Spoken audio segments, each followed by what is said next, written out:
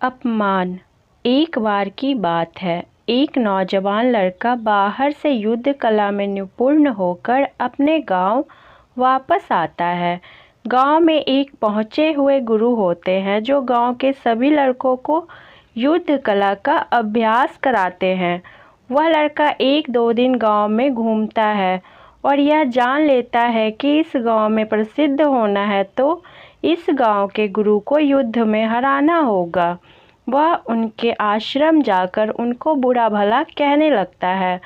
कुछ ही देर में आश्रम के सभी छात्र बाहर आ जाते हैं और अंत में वह गुरु जो युद्ध कला में बहुत अधिक निपुण थे बाहर आ जाते हैं। वह लड़का जैसे ही इन गुरु को देखता है तो अब शब्द कहने लगता है। कुछ देर तक लगातार यह सिलसिला ऐसे ही चलता रहता है। गुरु शांति और संयम से उसकी बातों को अनसुना करते जाते हैं। इससे लड़का और अधिक चिढ़ जाता है और उनके पूर्वजों को ना जाने क्या क्या कहता रहता है। बहुत देर तक जब गुरु कुछ नहीं करते हैं तो वह लड़का और अपशब्द कहकर फिर उस आश्रम से वापस चला जाता है। जब वह गुरु अंदर आते हैं तो आश्रम के सभी छात्र फिर कहने लगते हैं, आप इतने कायर कैसे हो सकते हैं? आप युद्ध की इतनी अच्छी कला जानते हैं और आप हमें भी युद्ध करना सिखा रहे हैं। अगर आपको उससे नहीं लड़ना था तो हमको आदेश देते, हम उसको तुरंत मजा चखा देते, पर आप तो बहुत कायर निकले।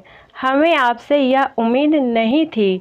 गुरु पहले शांत रहते हैं और अंत में जब सब अपनी बात कह देते हैं और गुरु को दोषी ठहराते हैं तब वह शांत होकर अपने शिष्यों से कहते हैं, मुझे एक बात बताओ, अगर कोई तुमको कुछ देना चाहता है और अगर तुम उसको नहीं लेते तो फिर वह वस्तु कहाँ जाती है? उसमें से एक बोला, फिर वह वस्तु उसी के पास रहती है जो हमें देना चाहता, क्योंकि हमने तो वह ली ही नहीं।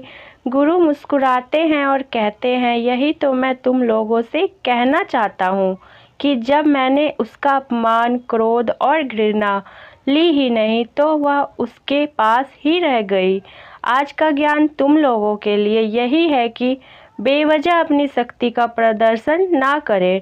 जीवन में तुमको बहुत मूर्ख और ऐसे लोग मिलेंगे जो बेवजह तुम्हें मुसीबत में डालना चाहेंगे। ऐसे समय में संयम रखें और इस बात पर गौर करें, क्या वह वस्तु जो वह दे रहा है लेने लायक है या नहीं। अगर वह आपको अपमान दे रहा है तो आप उसको तनिक भी ना लें और वहाँ शांत रहें। शिष्यों को गुरु की बात सुनकर अपनी गलती का एहसास होता है और सब गुरु से माफ़ी मांगते हैं। शिक्षा। हमें बेवजह अपनी शक्ति का परीक्षण नहीं करना चाहिए और सामने वाले व्यक्ति की भावनाओं को समझकर व्यवहार करना चाहिए। आपको ये कहानी कैसी लगी मुझे कमेंट में ज़रूर लिखें और पसंद आए तो लाइक शेयर करना ना भूलें। साथ ही मेरे चैनल कहानी संसार को सब्सक्राइब कर लें। धन्यवाद।